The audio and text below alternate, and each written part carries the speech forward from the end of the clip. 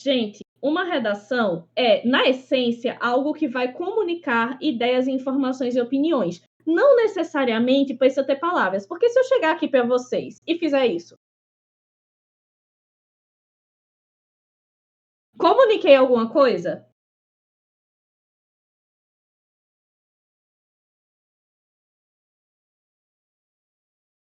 Aí vocês vão dizer, sim, professora, comunicou desgosto ao olhar para o meu texto. Comunicou raiva.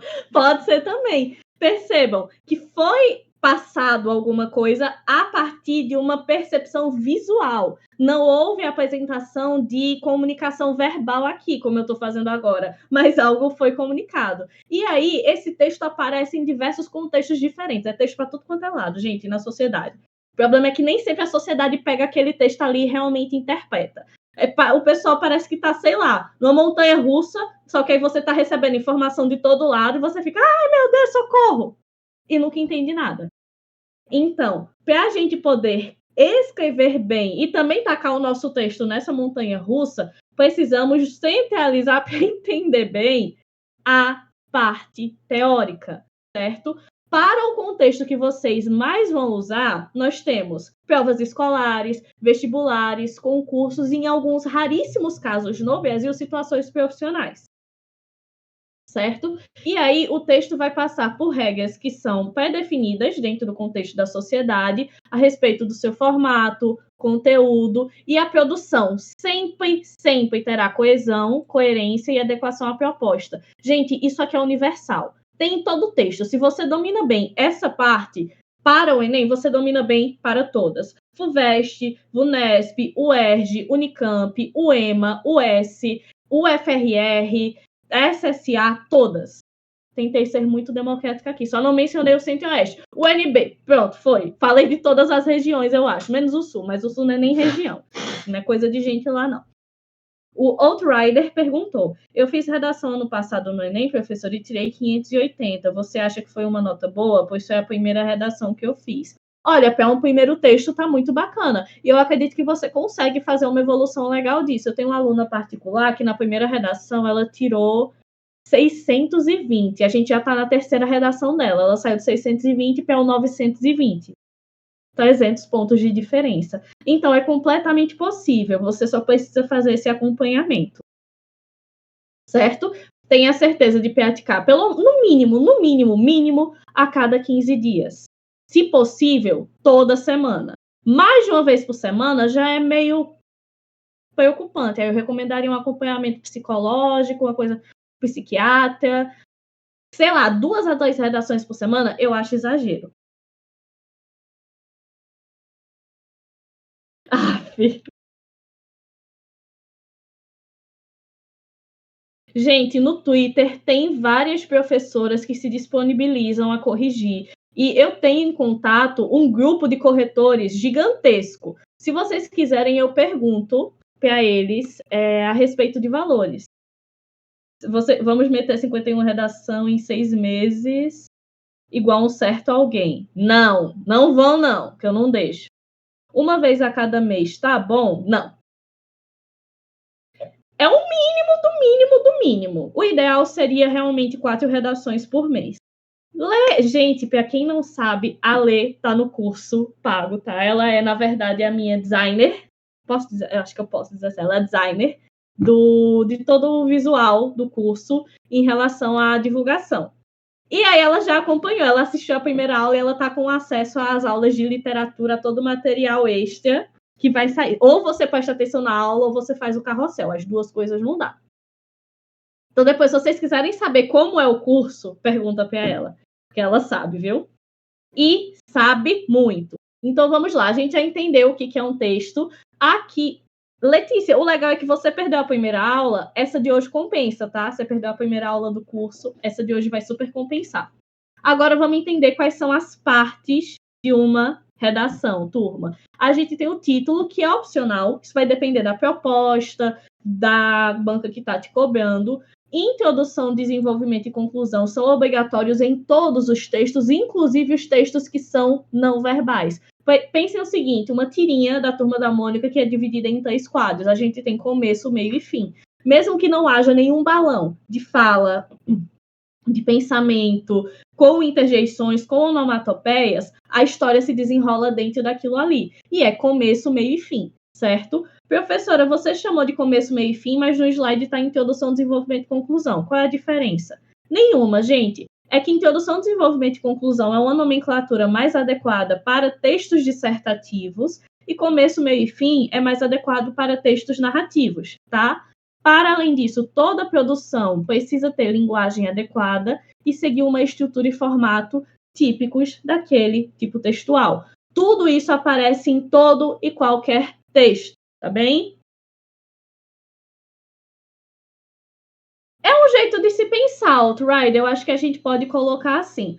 Agora eu vou quebrar as expectativas de vocês quanto a quem vai fazer vestibular que cobre outros gêneros textuais. Quem aí vai fazer vestibular que cobre outros gêneros textuais?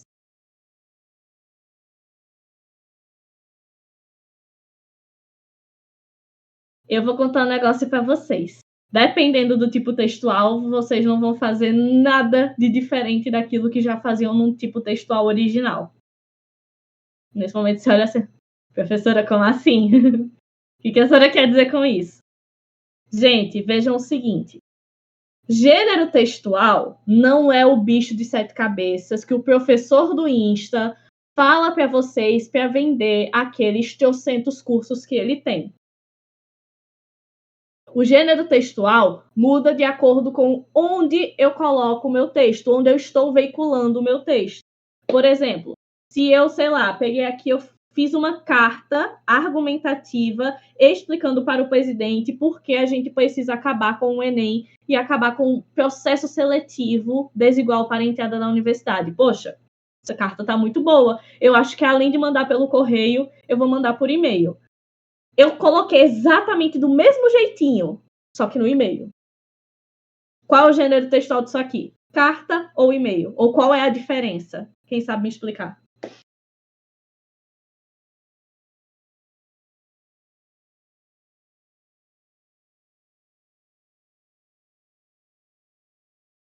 Carta no e-mail. Boa, boa, boa.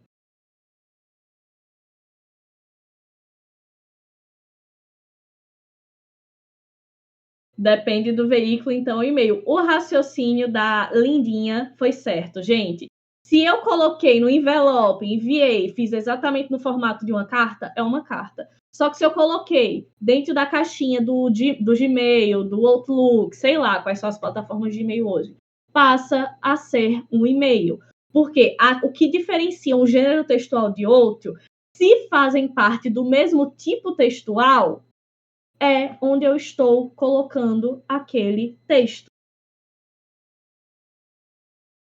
Aí faz todo sentido quando a Fernanda Pessoa fala que texto bom é texto bom em qualquer canto, porque se você domina bem a escrita a respeito de determinado elemento, você consegue dominar bem a escrita em todos os elementos que compõem aquele tipo textual.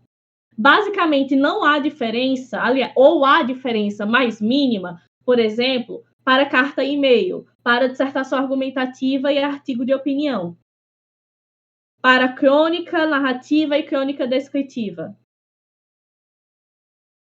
O que vocês precisam se preocupar é muito mais com os tipos textuais. E aí teremos o narrativo, o descritivo, o argumentativo e expositivo, que também podem ser conhecidos como dissertativo, inclusive foi como eu coloquei no slide, o injuntivo e talvez o menos conhecido seja o dialogal. Só que ele é tão não cobrado que eu não coloquei ele no slide. Porque o que seria o texto dialogal? O texto que é composto a partir de diálogos. Então, por exemplo, uma piada de tok-tok, um roteiro de teatro, um roteiro de cinema que é construído basicamente a partir de diálogos e as interferências narrativas são mínimas, certo? Dúvidas até aqui? Acabou meu energético? Continua tendo um gosto horrível no final.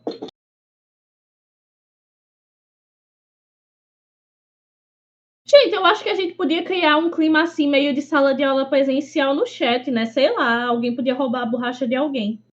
Uma brincadeira, não vamos tumultuar o chat. Não estou instigando o caos generalizado, por favor. Certo?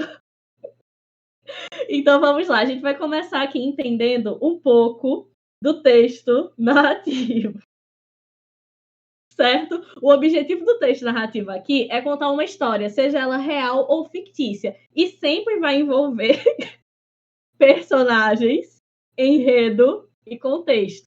Isso é obrigatório em todo texto narrativo, certo? E aí a ordem cronológica pode ser alterada dependendo do objetivo daquele texto narrativo e vai incluir flashbacks, antecipações, mas a história sempre se constrói a partir disso. Professor, então como é que eu consigo identificar um texto narrativo?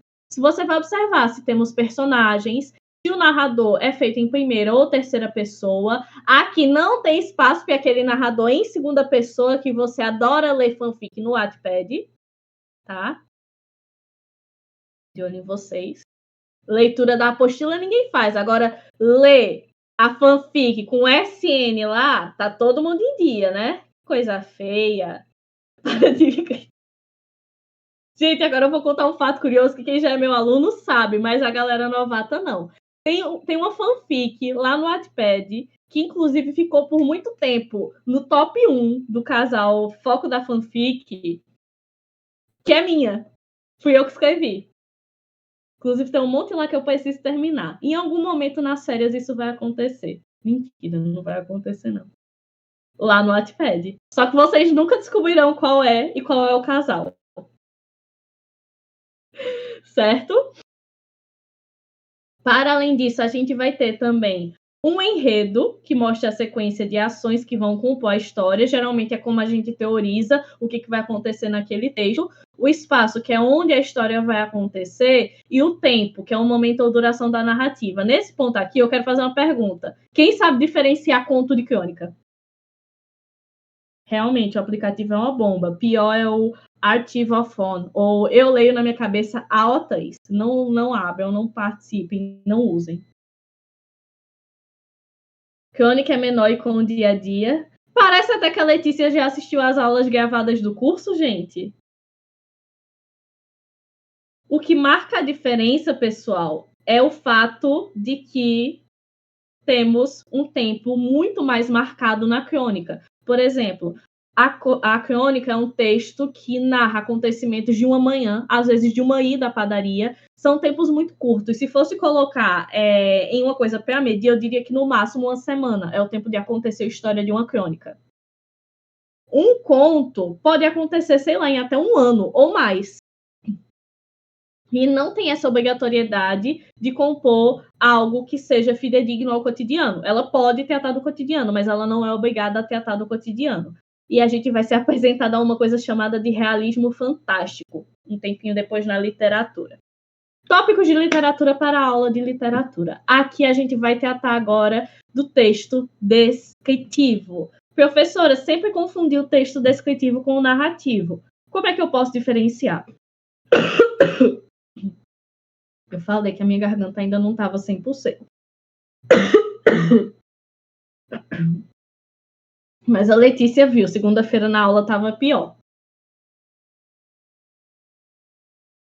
Agora é só água, tá? Não me critiquem. É só água.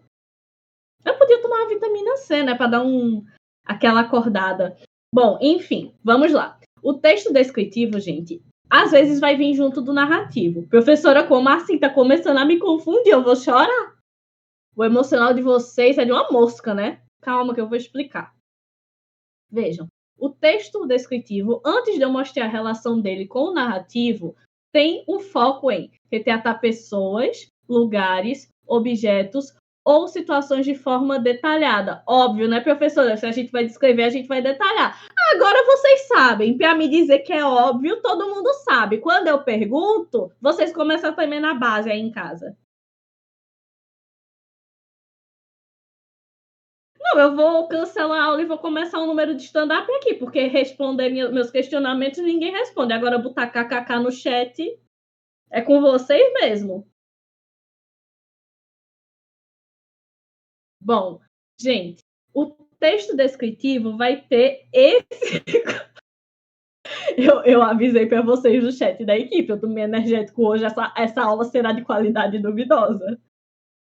Essa aula será de qualidade duvidosa. O texto descritivo, gente, gira em torno de fazer essa análise detalhada do indivíduo, com o objetivo de fazer o quê? Criar uma imagem mental daquilo que está sendo tratado. E o foco dessa escrita é literalmente esse. O professor então está dizendo que, sei lá, um parágrafo que descreve uma cadeira no livro que tem um apreço por descrever coisas. É um texto descritivo? Exatamente. Porque, vejam, a gente vai ter, nesse tipo de produção, uso exagerado de adjetivos e advérbios.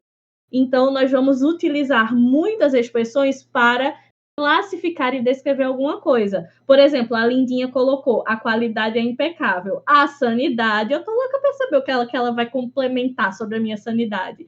Isso que a Lindinha escreveu é um texto descritivo, porque ela descreve como funciona a aula de redação da professora Clarice no Foca Enem com os alunos mais focados, só não tão focados quanto o Lucas Neto numa banheira de Nutella. Uma das coisas que eu não me orgulho nessa vida é ter assistido aquele vídeo quando ele foi lançado. Para além disso, a gente vai ter a presença de verbos de estado, ser, estar ou parece. Pronto, eu tenho um exemplo legal aqui. Pois é. Gente, esse daqui é o bloquinho de notas que o pessoal da turma presencial do meu curso ganhou esse ano. Tem a logo do curso e aqui atrás está escrito: os sonhos não vão fazer nada por você, é você que tem que fazer por eles. Sabor energético. Vocês estão usando esse meme errado. Aqui, é um caderno, olha o verbo ser, é um caderno vermelho com arames brancos, parece estar usado. Caipirinha, sabe? Bel, não instiga. Não dá corda, senão eles vão muito mais longe. Então, eu estou usando esses verbos de estado sobre como esse caderno é ou como ele está nessa condição agora para fazer uma descrição dele, certo? E os tempos verbais no presente. Percebam que eu nunca disse esse caderno será. É sempre esse caderno é, no tempo agora, porque eu estou tocando ele é palpável e eu consigo fazer uma análise mais clara dele.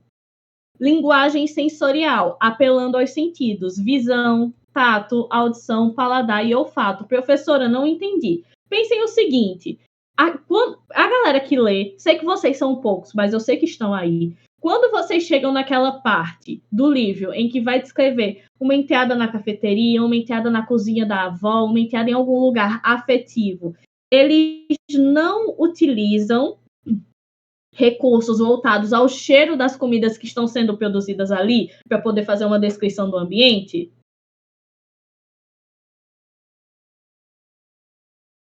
Isso é um texto descritivo.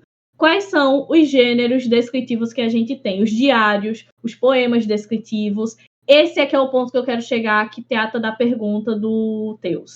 É o seguinte, quando a gente pega... Ai, tem um livro que eu terminei agora que tem muita descrição, peraí. Aqui, pessoal. Eu terminei de ler hoje Rainha do Ar e da Escuridão. A Cassandra Clare adora fazer descrição dentro do seu texto. A pergunta do Teus foi muito pertinente, porque é o seguinte, é um texto descritivo, de certa forma. E por que ele não se classifica como um texto descritivo em si? Porque, vejam só, o macro dele, a história completa, sugere tempo passando, inserção de personagens, narrativa acontecendo, os momentos em que há descrição são muito pontuais. Há aqui um texto narrativo com descrições dentro da sua narrativa, certo? Entendeu, Teus? Mais alguém tem alguma dúvida sobre isso? Imagina, eu tô aqui para isso, literalmente.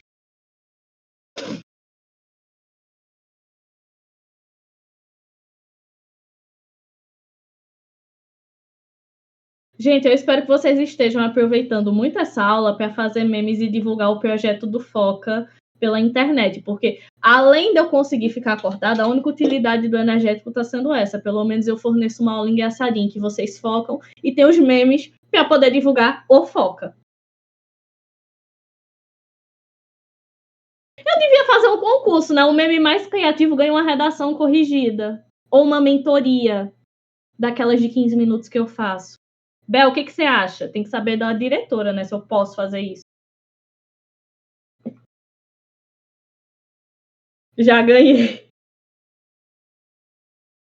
Então, bora lá, valendo uma mentoria comigo. Professora, como é que funciona a mentoria com você? Uma reunião de 15 minutos em que a gente corrige a sua redação e eu te aponto exatamente como melhorar naquele texto. Eu quero ver esses memes circulando no Twitter e no Insta. E para quem quiser me marcar, para eu ver o meu Insta, é esse aqui. E o meu Twitter, eu não lembro o meu Twitter, socorro, faz muito tempo que eu entrei lá. Logo as redes sociais que eu sou low profile. Rick, você usa o que então? Facebook? Pode ser também, a gente coloca. Coloca uma hashtag focados na Clare. Não, essa hashtag foi péssima. Por favor, alguém cria uma hashtag melhor aí? Vamos lá. O texto é expositivo, gente. Quando se trata de exposição, a finalidade é informar ou explicar um tema de maneira clara e objetiva. Achei que era o arroba da Deus me livre. Professora, então quer dizer que é um texto neutro? Vejam. Por que eu não gosto de falar que é um texto neutro? Porque não há neutralidade na sociedade. E vocês podem até dizer, não, professora, mas eu consigo escrever um texto de maneira neutra. Não, não consegue. Eu vou pegar o exemplo da questão da invasão do Brasil. Eu posso contar essa história de três formas. Eu posso dizer que o Brasil foi invadido, é uma perspectiva política voltada à esquerda. Eu posso dizer que o Brasil foi descoberto, é uma perspectiva política voltada à direita e há uma certa isenção da responsabilidade dos portugueses. Ou eu posso achar que eu estou no meio do caminho e dizer que o Brasil foi achado. Só que achar, segundo o dicionário, é um sinônimo de descoberto. Então, até quando eu tento ser neutra, eu pendo para um lado da situação.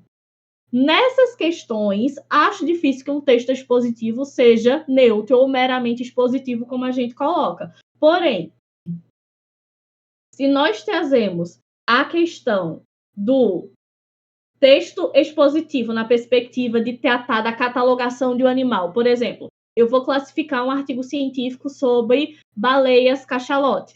Eu vou trazer o nome científico, a raça, a espécie, onde vivem, do que se alimentam. Essas informações são empíricas e não tendem para nenhum lado. Aí eu posso dizer que é um texto puramente expositivo, certo? Aí quais são as características desse texto expositivo? Ele tem informações, conceitos e fatos que são pautados em dados da realidade, só que eles não têm o objetivo de convencer ninguém. É uma informação pontual, factível, que está sendo veiculada aqui. Aí, quais são as características que a gente vai encontrar nesses tipos textuais? Linguagem clara e objetiva, estrutura lógica das informações, você vai ter uma sequência lógica daquilo que é informado ali. Teremos exemplos, definições, comparações e estatísticas sendo amplamente veiculados juntos das informações que são apresentadas naquele texto. E quais são os exemplos que a gente pode ter desses tipos textuais, professora? Manuais, artigos científicos, mas não de pesquisa científica feita nas universidades, e sim nesse sentido que eu falei, de informações concretas e factuais, apresentações escolares. Quem nunca fez aquela cartolina com papel crepom ao redor na escola?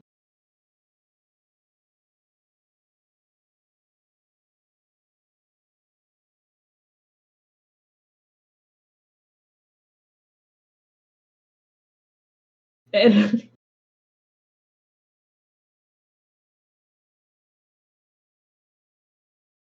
Nelson, você tem que avaliar se no manual a gente vai ter uso de adjetivos, advérbios, para poder classificar aquelas coisas. Se sim, aí a gente tem a presença de um texto descritivo ali, certo? Aquilo ali, pessoal, era texto expositivo. Palestra também é texto expositivo, certo?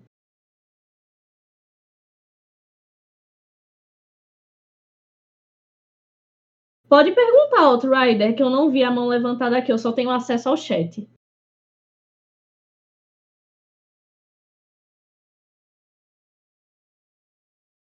Enquanto ele vai escrevendo a pergunta, deixa eu apresentar para vocês o texto injuntivo. Gente, talvez esse aqui seja o mais fácil, porque o objetivo dele é te dar orientações a respeito de alguma coisa, certo? A gente vai fazer uma tarefa de acordo com um determinado procedimento, só que esse procedimento precisa ser informado através de alguma coisa. E que coisa seria essa? O texto injuntivo, certo? Aí quais são as características? Verbos no imperativo ou no infinitivo, linguagem objetiva e clara, é sempre um faça, pegue, cole, segure, tudo sempre te dando uma ordem sobre o que fazer, tá bem? E aí vamos ter isso organizado em passos ou instruções de como deve ser feito. Quais são os gêneros textuais que vão exemplificar melhor isso? As receitas culinárias, manuais de instrução, editais e regulamentos, que por sinal vocês não leem. Afinal de contas, quem aqui leu a cartilha do participante do Enem?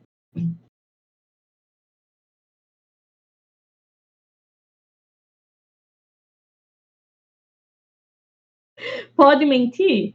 Não, você vai mentir. Você só vai ter a mentira no chat, mas não vai afetar em nada na minha vida e provavelmente você vai continuar se enganando pelo resto da sua. Então, fique à vontade para mentir. Se eu li 2 páginas, foi muito.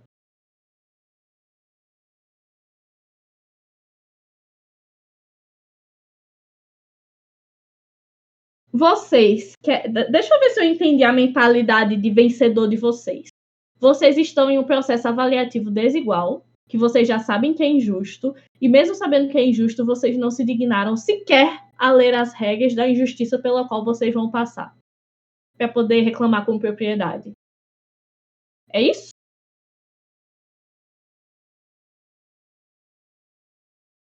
Então tá. Questiona os resultados, os métodos de vocês que sabem. O professor incorporou o Sócrates agora, PQP. Gente, amo ler Platão, amo ler Aristóteles, inclusive as aulas de redação e de argumentação são com base nas obras de Platão e Aristóteles.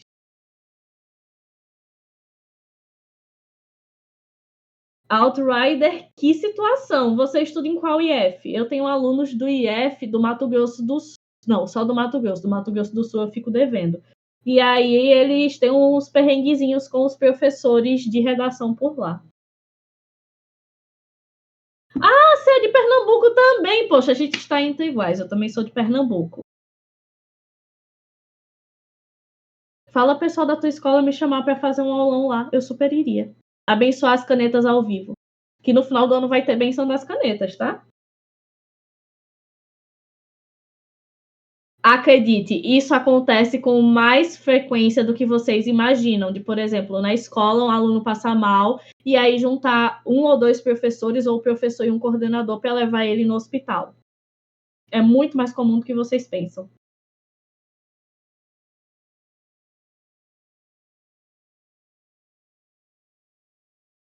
Hoje foi minha primeira aula de redação lá no IF aqui também. O universo todo alinhado para você fazer a melhor redação possível.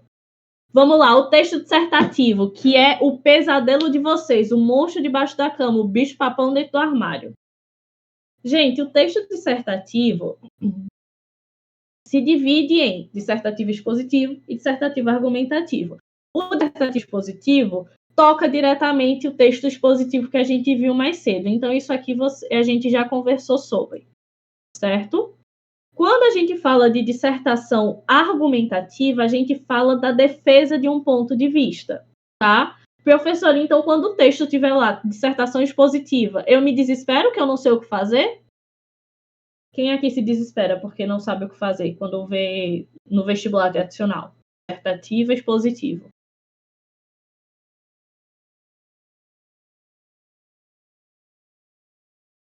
O que vocês vão fazer nessa situação, turma?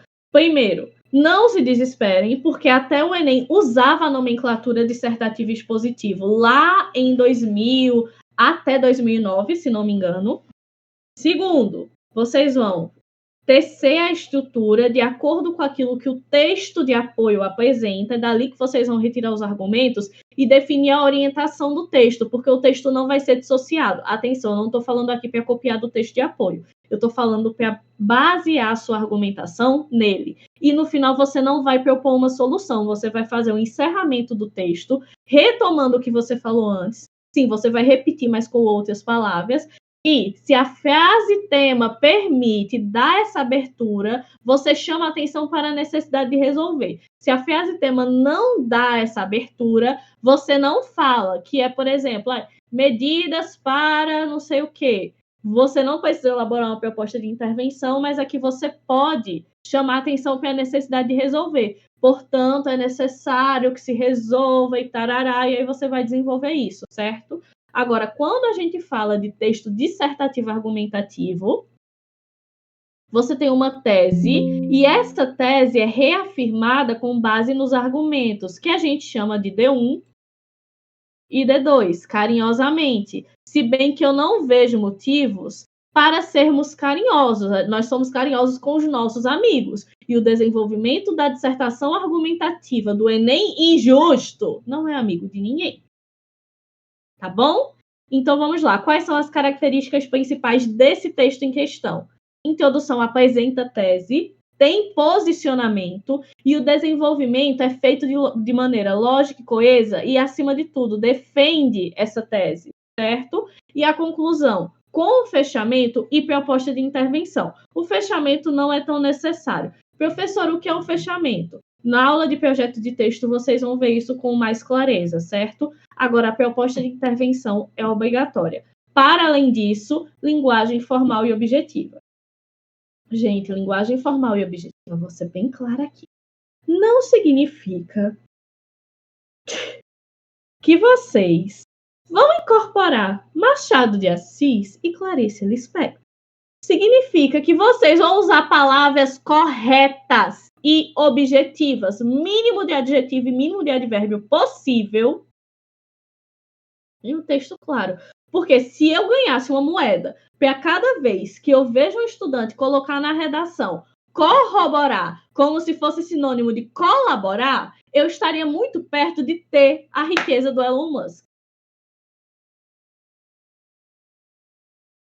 Pode sim, Outrider, eu vou compartilhar esse slide com vocês.